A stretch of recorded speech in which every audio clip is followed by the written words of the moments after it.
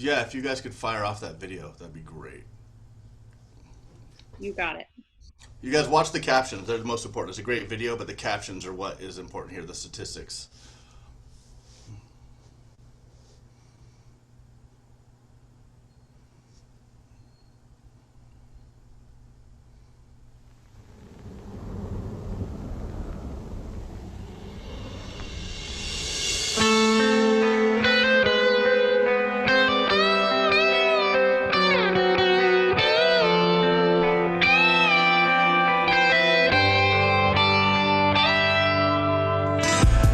All the scars and all the lines on my face, they show the times I've abandoned my own life. Why? I can't breathe, I can't eat, so I just drink myself to sleep and embrace this morbid price. Maybe it's time to heal, maybe it's time to try, maybe it's time to deal with all the pieces in my life. Well, maybe I'll sober up, maybe before I die, maybe I'll finally deal with all the wreckage in my life.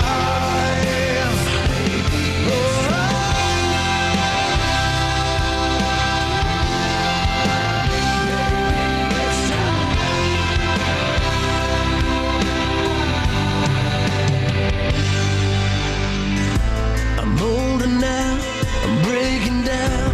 My regrets, they turn to dust. Soon enough they'll blow away. When I was young, I was dumb, but I was never strong enough. I wish I had the guts to say, maybe it's time to heal, maybe it's time to try, maybe it's time to deal with all the pieces in my life. Maybe I'll sober up, maybe before I die, maybe I'll finally deal with all the wreckage in my life. Maybe it's time. And this was self-inflicted. Yeah, I was on a mission to ruin everything in life. But now I'm so damn ready. Just take my hand, it's steady, and we will make it through the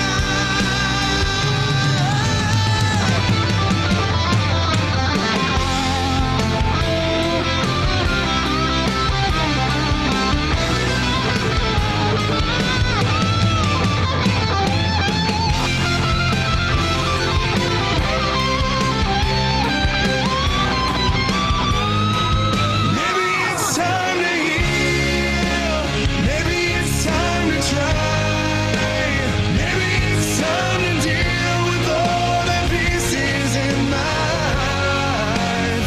Maybe I'll sober up, maybe before I die, maybe I'll finally deal with all the wreckage in my life.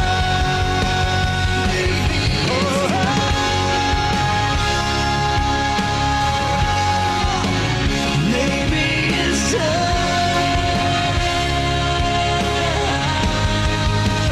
Maybe it's time. Maybe it's time.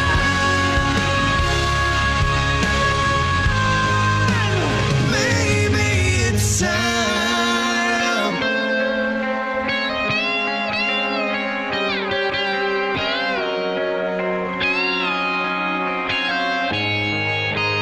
Maybe it's time.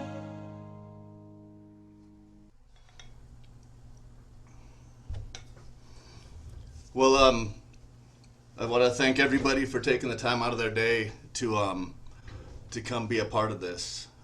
This entire event is pretty amazing. To bring awareness to all different domains is quite it's an incredible feat. And so the staff and the hosts and y'all, I just really want to say thank you for what you did to put this together. And I think it's important to acknowledge that, because without the effort you guys put forth, this wouldn't exist. And so I like to just open it up with my entire I don't know, experience shared as a trigger warning. So if you're uncomfortable with anything from sexual assault to drug addiction to violence and all that, here's your warning, because I don't really censor much of my story. And that's what I'm just here to share, is my experience, my strength, and my hope, coming from just a guy in Missoula, Montana. My story, as we like to say, I always introduce myself as, I'm an addict named Levi and I've been clean all day. It's really important for me to acknowledge that, because the disease of addiction is progressive, incurable, and fatal. And every day I struggle with staying clean. Every day I've got to make it through life and accomplish the goals that I accomplish now clean, that I used to use the buffer of drugs to get through. In the recovery programs I participate in, you see people come in and they're like super excited about getting a driver's license or paying insurance for the first time, and we all cheer, like we're all just so excited, like good job, man. And normal people are like, man, you're supposed to have insurance. Like, why have you ever drove without a driver's license? And that's not most of our experience. And so we cheer, because to go from where most of us come from to doing these things, it's an amazing accomplishment, because we do that with the taste of addiction in the back of our mouth, telling us to stop or quit, or we're not worth it, or we're going to die, or just give up anyway. So yeah, I bounce around a lot. I got a lot of energy. I'm really excited about this topic in the sense that people are finally looking at us like we're people, that we're not just addicts. If everybody takes a moment and thinks about, like, today there's going to be a person that picks up and uses drugs for the first time in their life, and they're not going to know the roller coaster of a hell that they're going to go through, and where it's going to lead them into the jails, institutions, and death, into the dope house, into the trading themselves for drugs. They just thought it was going to be a good time, having a good, like, hanging out with some friends once. And I'd like you to think about the addict that's going to pick up today and use an overdose, and they're never going to get a chance to hear the message of recovery, or to have the opportunity to get clean, or to hold their kid, or to, like, watch their daughter go down the aisle, or to hug their brother one last time, or, like, maybe pick up the phone and wish their sister a beautiful day, because they've been at each other's throats for years, and because the disease of addiction will rob you of all of that. And so my life started out, I came from a very poor background. My parents were amazing. I was lucky to have them. They had me unplanned, to say the least, and they both came from violence and extreme alcoholism and addiction themselves, and abuse and all of that. And often you hear the story of that cycle's repeated and it never breaks. And actually the statistics are, more people are breaking the cycle now than they've ever have. There's a better chance of people not continuing to perpetuate that old behavior. And so my parents, they said, we don't know how to raise a kid, but we know how not to raise a kid. And they did everything they could to learn about it, and to give us, me and I have a younger brother and a younger sister, the most beautiful life that we could have. We didn't have money, but we had each other. And so it was really neat to grow up with just this beautiful example of what a family looks like for me. I always knew something was different about me. I always felt like a little bit like I didn't belong, or something was wrong, or everything was just a little bit strange. And it wasn't to say that love wasn't available to me, because I was covered, I was smothered in love. It's just that the love that was available to me, I didn't know how to accept. And that's where I knew I suffered from the disease of addiction. When I look back into my past, when going through therapy and step work and treatment centers and such. And so my life was great growing up. I didn't drink or use until I was a little bit over 17, like 17 and a half, because my my brother came home. It was after track practice. I went to Hellgate, and my brother was like 15 or something. He drove up in my dad's car, which he shouldn't have been driving because he was underage, and he's like, "Dad got in a car wreck," and I'm like, "That's fine. We have a minivan, and it's got airbags." And then he's like, "It wasn't that car," and I was like, "Oh no," because he had an old 1927 Ford Model T bucket. And years ago, the interstate from the Madison Street Bridge area, I think that's Van Buren, over to Orange Street, the highway was very choppy, and this hot rod car, the suspension wasn't set up correctly, and it bounced him out on the highway, and it landed on his chest, and the last image I have of my dad alive was back at St. Pat's. There was you used to be able to see into where they would bring the gurney through like the emergency room entrance where it is now, if you'd ever been there. And there was a waiting room with glass, and you could see it. And the last thing I remember is my dad reaching over to us to like hold us one last time, to like, he wanted to be with us, you know? And so that was the last time that I got to see my dad alive. The hospital was really trying. It was 3 days of him in a chemically induced coma, and I was 17 and I didn't know what to do or how to do or anything. I remember just living under those neon lights, and I didn't know if it was day or night, and I kept hearing code blue, and I'm like, what the fuck is this code blue shit? Like, why can't they sit, like, why is this happening? And I come to find out the code blue means someone's died, they've died, like their heart has stopped, and that's it. And there were code blue in my dad's room for 3 days, and I didn't know how to interpret anything. I didn't know what was going on or what. It's just a lot to take in at 17, and so I remember, and this is what I remember. So it's not to say it's right or wrong, but it's like the memory I have to piece together that event. And it was I remember, I think the pastor with my mom coming up, and she was walking down the hall, and there was one last code blue, and everybody's crying. And at the end of the day, a lot of people really looked up to my dad in this town. He helped a lot of people, and so many that they'd had to close the hospital and put security to not let so many people in. They gave us the entire heart wing because so many people were there to support my dad getting better. But coming down the hall was my mom, this pastor, from what I remember, and they're like, "It's time," and I'm like, "I don't know what that means. Like, what's time?" And time for another code blue. I just don't know what's going on. It's like day 3 or 4, and my dad was an organ donor, and I think a doctor also said that if you guys want any of his organs to go to anybody, we have to do this now because everything's dying. And so at that point, I remember like my mom looking at me and me looking at her, and I'm like, I guess it's time, and took my dad off life support, and it was really hard to. It was really hard to accept that because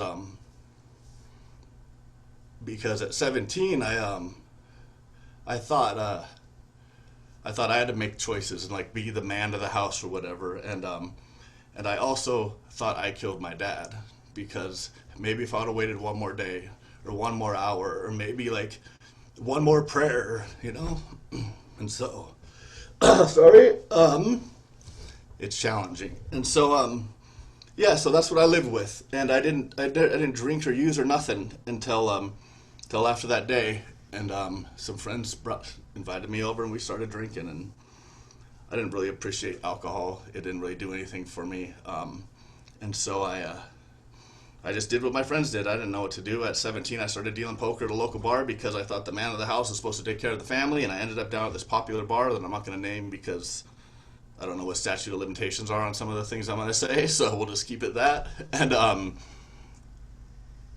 at 17, I'm going to high school, and trying to run a poker game at a bar at 17. And everybody down there, like I said, loved my dad, so they brought me. The best way they knew how to take care of me was make me a part of the party. And so doing that, they brought me to the parties, and that's where I was introduced to cocaine down in Mexico. A friend of mine had a timeshare. We went down there, and I was with this old retired nurse and this old dude that looked like a grandpa, and they're doing something on the table, and they're like, "Hey, do you want some?" And I'm like, if this old man and this old woman, this a nurse is doing it, it can't be bad, because who would put me in harm's way? You know, like they're not gonna hurt me. And so that's when I found cocaine, and that was like the answer to all my problems, man. Like it took away the hurt, it took away the pain, it took away the feelings, and I could take breaths without dying and sobbing inside from this loss of a dad I didn't know how to grieve. And that was a terrible experience down in Mexico. I was almost arrested. I was given a drug that I didn't know what I was, and I had an allergic reaction, and I was left in a closet. I had an allergic reaction. They thought I OD'd, and they threw me in a closet, and they left. And I came to and made it back to the timeshare. And another uncomfortable story was that the dope man at the time, because we were buying so much, he sent us a gift. And down there, a gift was an underage girl. And so me and my buddy are laying on the couch, coming down, just a disaster. And we get a knock at the door, and it's this little girl. And and we were like, man, no way, this can't happen, like, whatever. And she is, like, sobbing. She's like, you have to, like, I can't leave unless I do whatever is asked of you. And my friend we just gave her all our money, and we're like, just go. Like, just, like, go. We don't know what to do. We don't know what this, like, it was so terrifying, and it was so uncomfortable. And we sent her on her way, and that was my first experience in Mexico. And so that was, like, unbelievably terrible. Came back to the United States, and the old man that I was with packed my bag full of cocaine. I didn't know it, and luckily I made it through customs, and he took all the drugs that he had muled over with me, and off to the races. I didn't know it was cocaine. This is the funny part. So I would go get Tylenol pills, and I would crush those up because they were white, and I would snort those, and that is fire. Like, there is no pain. I was like, whoa. I'm like, this is not whatever the fuck I just did. So I need to find this stuff. So I went to the guy that I went with. I'm like, hey man, I need some more of that, whatever it was. He's like, dude, I know how you are. You're already completely out of control, and I just can't enable this behavior. And I'm like, we're talking about drugs. You gave me down there, and you're not going to enable me? Like, what does that even mean? Like, I'm going to find it from someone else then if you don't give it to me. And so he's like, well, maybe the best I can do is I can give it to you so that I'm kind of watching after you, because people are still taking care of me, like trying to take care of me in my dad's name. And I ended up in a really bad place. To fast forward through some years, my drug addiction started at just a little bit here and there and drinking at night, to I would use till I overdosed, and I'd wake up on the floor either in my own vomit. And back then there wasn't, we just had flip phones back then, and so you could still call time to see what day it was of the week and stuff. And it would be like a day or two later, and I'd get up, and there'd still be drugs, and I would just start using them again, like nothing had happened. And I did that over and over. My drug habit went from that to I was using an ounce of cocaine every day. I had found Oxycontin because I lived with a bunch of athletes. At the time, they introduced me into pain meds because Oxycontin back then was prescribed like Tylenol or ibuprofen 800s, and so I would use cocaine until I OD. And I hated hearing the birds, so my best idea was like, okay, if I don't hear the birds, I'm not a piece of shit. And so I would start taking Oxycontin, and I'd start ODing on that because you can't mix those two.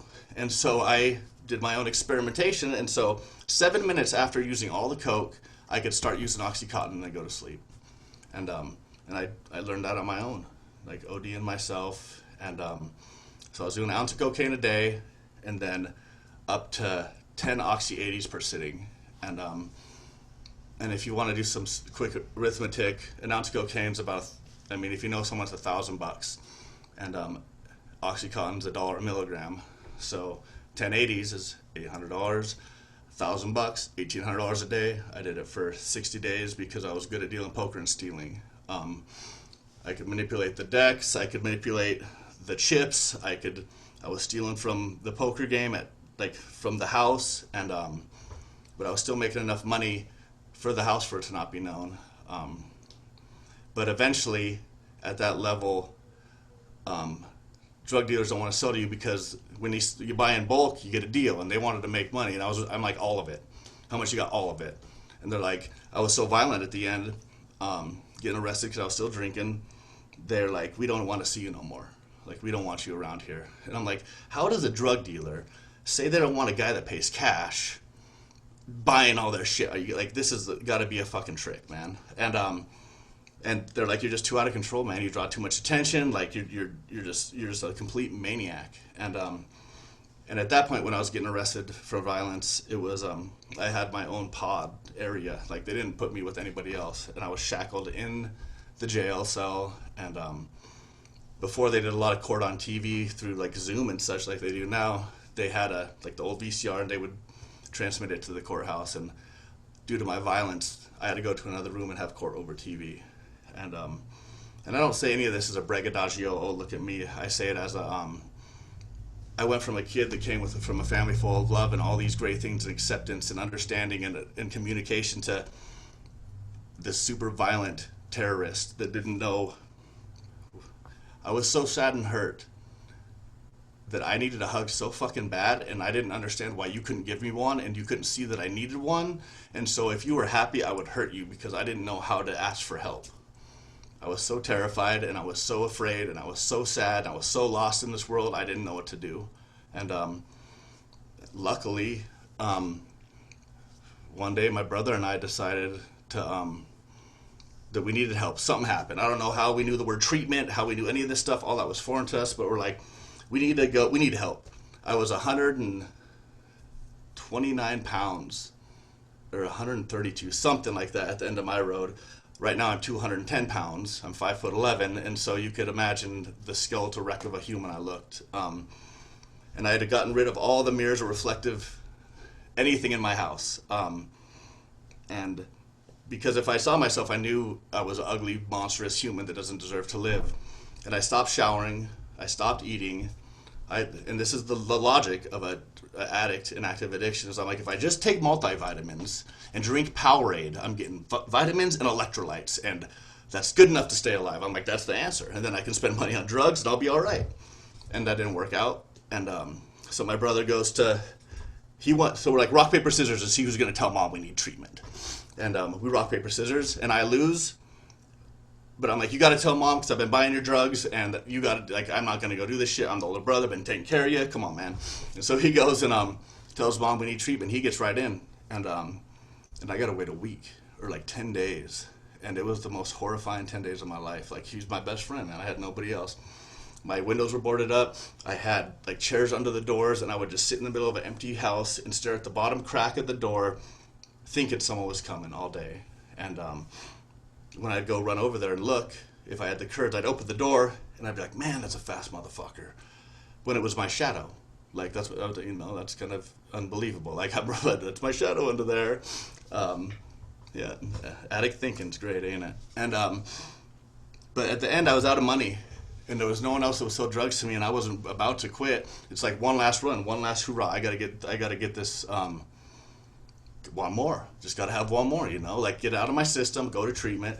And, okay. And, so I, went to treatment.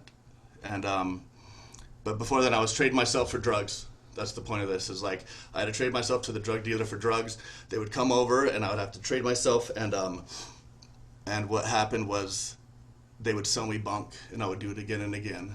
Trade myself for a drug that I knew was going to get me high, and I was at the end of the road. Apparently we have 2 minutes left. I thought I went till 4. I'm sorry.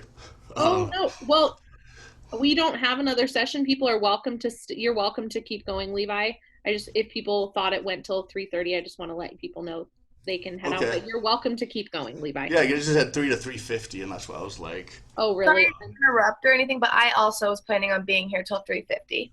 Yeah, that's what it says in the schedule. Thank you. I'm full of shit, is basically. I was like, holy shit, I would have timed this different. I'm sorry, so let's start training ourselves right now. I wasn't supposed to be the moderator in this session. One of my colleagues had to take care of her kids, so I'm here, and I'm not mentally here. So Okay, well, cool. So yeah, so I'm 350. Thank you. Keep going. Yeah. Sorry. I just want to recognize my one of my closest friends, Sean G, is here from Rhode Island. We met in recovery, and that's where this story goes. I made it to treatment. Treatment introduced me to the rooms of recovery. In the rooms of recovery, I felt like I belonged somewhere, and I wasn't alone. People liked me, and they didn't kick me out. My story is that I have learning disabilities, amongst other mental health challenges. I have anxiety, PTSD, OCD, ADHD. If there's a DSM-5 diagnostic for me that exists, I have it. So just spin the dial and put your finger on it, and then we'll just run with it. And so I didn't know, I couldn't read. I was always put in the can't read class. Back then it was the bad kid class. And I wasn't a bad kid, and I didn't understand that. And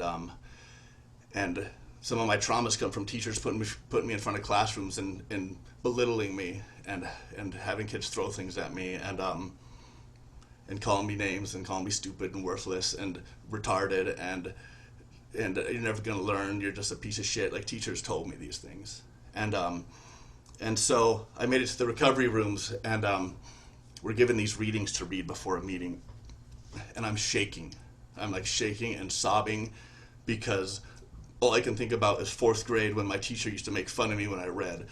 And all I could think about is 6th grade when I was put in front of the class and belittled, and I'm shaken. And there's a word in there that's really hard to say that we like to use. That's called anonymity. And I'm getting to that word, and I'm like, it looks like a fan, like I'm blowing myself, like you're hot in a room, and I'm trying to sound it out, and I'm like sobbing and like that ugly crying, and I just want to run away. And someone leans over, and they say, anonymity.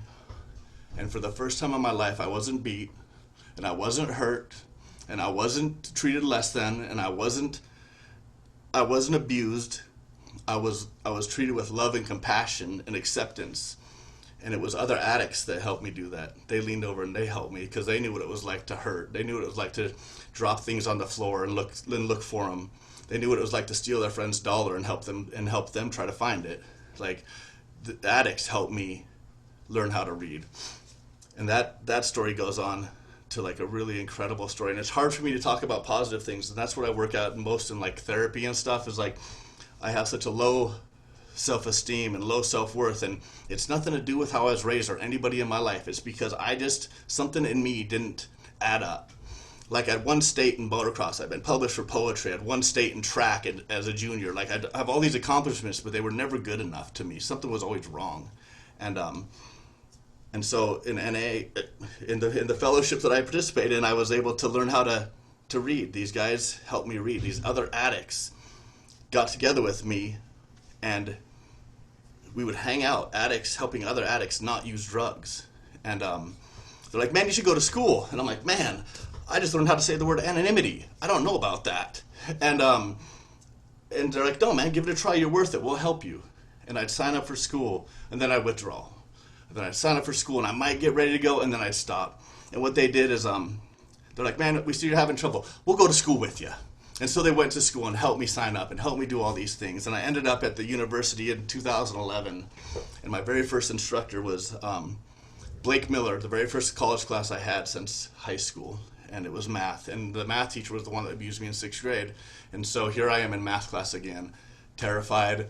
All the same things are going to happen, even though I look different than I used to. I wasn't a skinny 6th grader. I was this tattooed guy, and but terrified and shaken on the inside. And Blake Miller, without a question, had I not had that man as an instructor, I would have never made it past anything. He helped me learn. He saw that I was like afraid, and he just knew. And I owe my entire college career to Blake and his ability to see like a hurting kid and that just needed some help, man.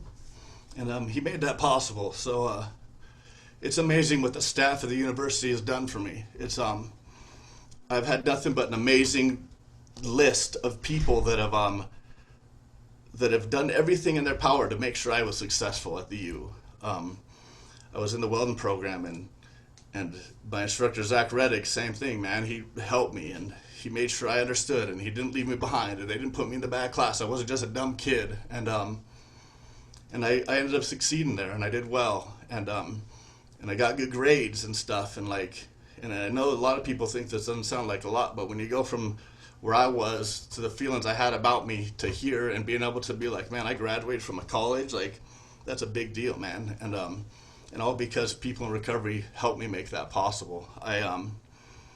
And so I went to school and I did all those cool things, and I got onto the workforce, and I kept getting hurt. I replaced drug addiction with the gym, and so I worked out like I used drugs, and I blew out 3 discs in my lower back, one after another. First one, deadlift and blown out. The doctor's like, don't do that again. I'm like, okay, again and again. Just like drugs, man. There I am again. The disease of addiction is not about drugs. It's about obsession and compulsion. And so then I'm like, okay, we got to stop doing deadlifts. And so I started benching, and I tore my pec major off my radius, and it sucked into my chest. And they had to surgically reinstall that. And then I tore my bicep off my, this off my humerus, my bicep off my radius. And I'm like, maybe I should stop working out. That might be a good idea. But again, that shows the disease of addiction. And so again, I'm having recovery and successes and stuff. And after I got hurt, I ended up back. I got to see Dr. Christensen, the guy in Florence that picked up 400 felonies for overprescribing. He was my doctor. The day he got busted was the day that I was supposed to refill my meds, April 1st, 2014. I was withdrawing, and there's a big thing on Facebook. It's like, Christensen busted. I'm like, oh, that was Idaho, and they're just playing a joke on me. It's a big April Fool's prank. And as I'm driving to Florence, I get a call from the nurses, and they're like, Levi, because I made friends with them. I'd show up every month, right on time. And they're like, do not come, we're getting raided. And I'm like, oh my God. I didn't care about the raid. I didn't care about the trouble. I'm like, I'm going to get sick. And I ended up trying to find another doctor, but the FBI and the DEA, they faxed every other doctor and said, you cannot treat one of Christensen's patients, which is an ethical breach medically, but they did what they want, and I ended up getting sick. And at that point, I had a daughter. I had her I had her in 2007. I got clean in 2005. Long story short is, when she was 8 months old, her mom took her in the middle of the night. It was winter, went to Spokane, dropped her off at a sex offender's house, and left to Portland to strip for 3 weeks. And I had to search the streets of Spokane till I found my daughter. And I would just drive around in Spokane, and when my brother had a day off, he would drive with me, looking for my little 8-month-old daughter. And after a month of searching, I found her. Like, her mom decided to meet us, and I got my daughter, and I drove her back home, and it's been me and her for 13 years. Her mom's seen her 5 times in her life, and because of the people in the rooms of recovery, and because of amazing people in my life, they helped me raise this little girl. And she's the most amazing fucking person you'll ever meet, man. She is unbelievable. And if she sucked, I tell you that too. She's just incredible. And so I've got to do all that. I had her at school. Like, I had her, and I was going to school, and all these things. And so I used to be really mad at her mom and think that she was just this POS. And Mother's Day came when my daughter was like 4, and we're walking home from Head Start. She got her, hold my finger with her little hand, and she's like, Dad, why don't I have a mom? And I'm like, you're and I had a choice. I could say something terrible and make this little girl join me in this hatred towards this woman. But recovery and all the people in my life were like, don't ever talk bad about her mom. Like, don't ever say nothing negative. She gave you this girl. You're not here to hurt her. And something in me said, man, your mom's really sick. And she thought it was in your best interest to be with me until she could get better. And that's like magic. That's the magic of recovery, man. And so it's just been us. And her mom's just an addict that just needs help, man. That's what I'm here to express, is that addicts aren't bad, ugly, terrible, dirty people. We're sick people trying to get well. We're not bad people trying to get good. We don't suffer from some moral dilemma. Like, if people think that addiction's a choice, you need to take a look. Like, I suggest you ask yourself, if I woke up one day and I thought my best idea would be like, you know what I'm going to do today? I'm going to trade myself for drugs. You know what? There's nothing else to do. I mean, I'm pretty bored. Why don't I just do that? The disease of addiction, it dictated my every move. There were no days off, no weekends, no holidays. If you're sick, you're getting up. If you get pneumonia, the disease says, get up, you got walking pneumonia. We're going to march. We just keep going. It doesn't matter what happens. And so I got to experience being a parent in recovery. And then so the point of the whole Christensen thing is, during that relapse, Father's Day came, and I couldn't hold my kid on Father's Day. I think it was a relapse before that, or right around then. And I was back in that cycle. And I got better.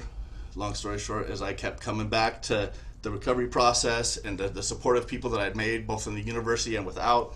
And I got to go back to school, man. I got hurt at work, and here I am back at the U with the opportunity to, in the hopes of becoming an addictions counselor, in which I can hope just to help one person. Like, my only goal today is to hopefully give someone a different perspective in which they can look at a still suffering addict with some empathy and some sympathy, and to know that there's someone that's trying their best and they don't want to do that. And if it hurts, I'm sorry, but like, we need love, man. That's the most powerful thing we can do, is we need to love each other, not hurt each other, man. Like, nothing is more devastating than the disease of addiction. If you do some other simple arithmetic, it's the disease of addiction has killed more people than all the wars and all the plagues and all the crusades in the world combined. Nothing has wiped out more humanity than the disease of addiction. Every year, alcohol alone wipes 5 to 10% of the human population away. Like, people, these are statistics that are just real. And so we suffer from this unbelievable, incurable, deadly dilemma. And it's, and what we need to do, what I suggest and what my hope is, that everybody just, instead of like that judgment, like, maybe smile at someone, man. Maybe just like, even if they're there begging for money or food or being an asshole or a shitty person, like, a simple smile can change the world. Like, hello, how's your day doing? Open the door. Hand them something. I don't care if it's money or a sandwich. Like, and the disease of addiction isn't always homeless, poverty-stricken people. I know people that have been owners of fucking law firms and presidents of other universities that all struggle with the disease of addiction. It does not discriminate. Whether you have whether you have a PhD or a GED, whether you graduate from Penn State or the state Penn, the disease of addiction, it is happy to meet you. There's nothing it won't do to enter your life if you suffer from like those sort of mental health conditions. The long story short, again, like, what I'm trying to get to is, like, I believe in love. I believe in one addict helping another. I believe in people wrapping each other up and helping each other up, not pushing each other down. I believe that we together can do what I cannot alone. I believe that if everyone does one simple act of kindness today for one person that they might not appreciate or they might be struggling with, that has hurt them because of using, that they just step back and, man, just be like, I don't know, man, a silent prayer or a well wish or a ask to the Creator or whatever it is that you believe in or don't believe in. If it's a simple act of kindness, just please deliver that to somebody, man. Like, everybody, when you see that addict on the street or that person that's been hurt, and you're like, that's someone's mom, man. That's someone's sister. That's someone's uncle. That's someone's brother. That's someone's child that's lost, that's hurt, that struggles from this terrible, unbelievable dilemma and this unbelievable, treacherous disease that does not discriminate. And COVID has been nothing but a disaster to the recovery community. It's been super disheartening to see that they keep liquor stores open, but they don't allow recovery meetings open. Like, in the recovery program that I choose to participate in, there's a part of it sponsorship. It's like one person helping another person work through some of what the program asks you to do. One of my sponsees went to the other sponsee's house and he overdosed. And thank God, and this is gonna sound insane, the drug dealer from Seattle brought Narcan, and he would give it to the people buying the heroin, because he's like, I mean, it's a great business idea. This sounds ugly, but I'm just telling the facts. Like, he brought Narcan. My sponsee ODs. My other sponsee has the Narcan, and he has to give him 2 shots, and he puts it right in his heart because he didn't know what to do, and he brought him back to life. And all this is because there's very few resources here. There's very few compassionate, empathetical eyes or ears, and when they closed down the entire world because of COVID, they closed down all the resources for people trying to seek recovery. And so all I'm asking is if you could just look at someone with a little bit of empathy and realize that, man, whatever they're doing, they're trying their best. I believe in my heart everybody's doing the best that they possibly could, because if they could do any better, they would. That doesn't mean if they're being an asshole that they're not trying their best, because they could be the best asshole they're trying to be. I promise. Like, they do. The people are very good at that. And so everybody's just doing the best they can. And I'd really like, I went too far. And I want to hear if anybody has questions or an experience or something shared. I believe communication and articulated speech is the best way to find a solution to a problem. So together, I believe that we can come up with a plan or with a solution or an idea to help other people. The University of Montana alone has done so much to help me. It's given me this voice, because I went from the guy that couldn't speak beaten in front of classes to a guy that can talk in front of a group now, and that's a miracle. And that's only because people were supportive of me and people saw something in me worth saving. So I would really like to hear from some others their shared experience or their questions or anything I could do to help. Because if there's anything I can do personally, you need me to talk somewhere or reach out to somebody, I will do it. There's nothing I will not do to help another person that's seeking recovery. And with that, thanks for letting me share. Can I just say thank you for sharing your story? I was really blessed by it, and I work with children and families, and it kind of made me take on a different perspective of, meeting some of the parents where they're at in their recovery. So I just wanted to say thank you. Yeah. I'd also like to say thank you. I've had a lot of family members struggle with addiction, and I think I've had a lot of pent up anger towards them because of it. And I think this was eye-opening in that it's not like their fault. It's a sickness, and it's really, really hard. And I think I knew that, but this was definitely helpful. So thank you. Yeah, they say hate the disease, not the addict. It's one of the neat things that helped me a lot. There are a couple questions in the chat. One question. Not came to be because since birth there have been addicts in the past. My 5 children are addicts, and in the streets, 3 of them in the streets. 1 You're really breaking up. in recovery, and it's hard. I had to go to meetings to learn how to not take it personal. There are a few questions in the chat. Some specifically, do you do meetings on campus at any time, or and if so, when and where? Yeah, because of ASUM and some other people and the staff and the university believing in us, every Tuesday and Friday night there's meetings at the Lamison Center, room 226 at 7 p.m. They're also hybrid, and they're available on Zoom also, and I'll drop the poster here in the chat so everybody can have access to that. Oops. There it is. Lauren, are there other questions? Yes. Oh, they're really rolling in now. Okay.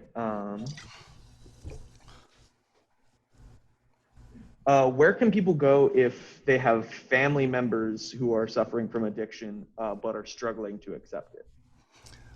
Again, this is always just my shared experience. None of this is medical advice, just to get that out there. I've been doing this for 15 years. I first suggest seeing a counselor. Find a counselor you're comfortable with. And if not, there's different groups there's one called Al-Anon. It helps with people like those who suffer from others using. And then Nar-Anon is another one. We just don't have any in Montana. So if anybody would like to start a Nar-Anon meeting, I would be happy to help. And there's a 1-800 number too. If you look up Nar-Anon, it'll give you all the resources and everything possible too. The neat thing about recovery is that at any of those phone numbers, those 1-800 numbers, there's going to be another person, either a recovering addict or someone in like the other support groups that'll answer the phone. Not just some doctor or a front end attendant, nothing against them, but these people help with their shared experience. So don't ever be afraid. There you go. There's Al-Anon right there.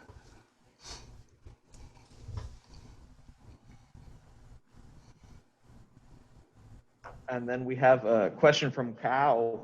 How is being a single father to a beautiful teenage young girl, and what is your favorite thing to do with it? One of my favorite things to do until Kai quit is quit at Alta was bring her down there and she'd do the makeup and he'd do Annalise's makeup because I'm a guy, I don't know how to do that. And so again, and here's the example of people helping other people. Someone helped me like do this stuff, man. Like it's just unbelievable what humanity can do for each other. She's fun. We drive around and listen to music. She only listens to late 90s rap because I won't allow this new age shit. So she's a little gangster.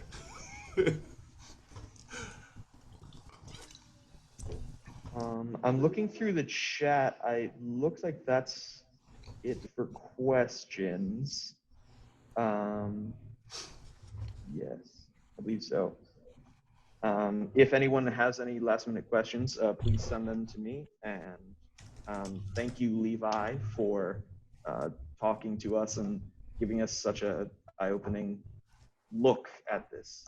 Yeah, I appreciate you all taking the time and being open-minded, and hopefully you get to help one other person. I'll put my email in here. If anybody has any questions they want to email me personally, I'll be happy to answer or help direct the best I can. I know a lot of resources and would do anything possible to help. That's wrong. I typed it wrong. Thanks so much, Levi, for your 50-minute presentation, not your 30-minute presentation. Yeah, we fixed it. We're good. You guys do great. Thank you. This was great. Thank you so much. Yeah, you're welcome. Have a beautiful day. You as well. Thank you, Levi. Thank you, guys. Thanks, Levi. This was awesome. Yeah, I appreciate it. You guys do great. It's amazing how you guys pulled this together. It's so cool. Whew. Thanks. It's been a trip. It's been a time. It's just going well. It's been a time. Am I coming through without messing I can hear up the screen? Can you hear me now? Yeah. My screen is really weird here. So I'm a supporter, what you call a supporter, and long-term addicts in my life, my entire life. So I go to NA. There is an Ar-Anon in Helena, but it's very, very weak. Okay. But I can say that what you just said to somebody that is not an addict, but on the other end is very powerful. But because it took going to NA to understand addicts, instead of guilting my kids when they're out in the streets doing the shit they do, or hating them, or feeling responsible or hopeless. That's why I go to meetings, is to spread understanding. And then I take it to Ar-Anon when there is meetings, and I try to share with those women, that it's not personal. That's one of the hardest things, is taking it so personal and trying to fix it. We're just as crazy. It's like an addiction too, I would say. Anyway, thank you. I hope people heard you. I really do. It's amazing. I appreciate you coming. It's my buddy Thomas from France just showed up. I got to meet him because of COVID. He's one of my closest friends now. Yeah, awesome. Pretty cool. So yeah, if anybody got questions or whatever, I'm sure they want to shut this down, but no one's leaving, so I don't know what to do. You're good. You're good. I'll hang until I got nothing going on. You are good. I will close it in just like 2 minutes, if that's okay. Or Levi, if you want to stay on and chat. I'll just stay on until people until most people. Okay. Yeah, if you want to just make me host or mod or whatever. Yeah, I'll make you a host. Well, that then that'll stop the recording, right, for you? Yes, I'm gonna stop it right now, actually.